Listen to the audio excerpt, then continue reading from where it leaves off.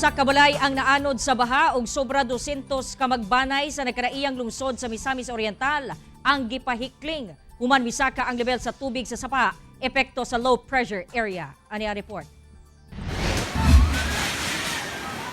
Kini ang kuha sa usa ka netizen diyang gianod sa kusog nga bulog sa tubig baha ang usa ka balay sa Cabana Street, boundary sa North ug South poblasyon sa lungsod sa Medina, Misamis Oriental. Kalit kunong misaka ang kusog nga tubig baha nga gikalisang sa mga residente.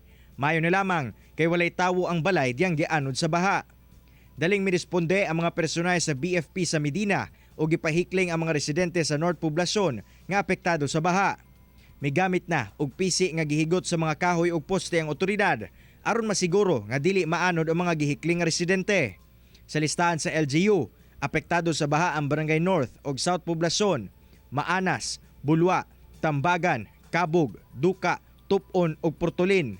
Sa Talisayan, Misamis Oriental, gibaha sab ang lungsod kung asa pipila ka mga balay ang gisulod sa tubig baha. Ang mga residente kanya-kanya og diskarte sa paghipos sa ilang mga gamit ug mga kabtangan. Lubog sab sa tubig baha ug lapok ang Barangay Santa Ines ug Puok sa lungsod. Matud pa sa mga residente nga buhawi kuno ang miigo sa ilang lugar. Human nga adunay mga balay nga gama sa light materials ang partially damaged. Apan ginasuta pa sa otoridad kung buhawi bagayod kini. Kamulo na itong gisusi o kung unsa gitong unsa gitong dako nga tubig nga niigo sa maong lungsod. Basin og unya nga sa pagsaka sa level sa tubig tungod sa kusog nga uwan, naa po dayon ang kaning nagdungan po dayon ang kaning high tide, no?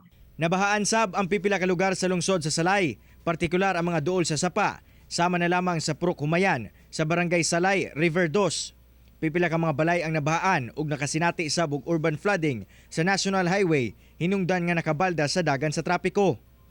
Sa listahan sa PDRRMO, miabot sa sobra na pulo ka magbanay gikan sa lungsod sa Medina ang gihikling, samtang 250 ka magbanay ang gihikling sa lungsod sa Talisayan. Hinoon, walay kinabuhi nga nakalas atol sa maong pagbaha. Kaning karon ang lakip na karong kaning LPA, zero casualty tungod kini sa kooperasyon sa matag usa, no?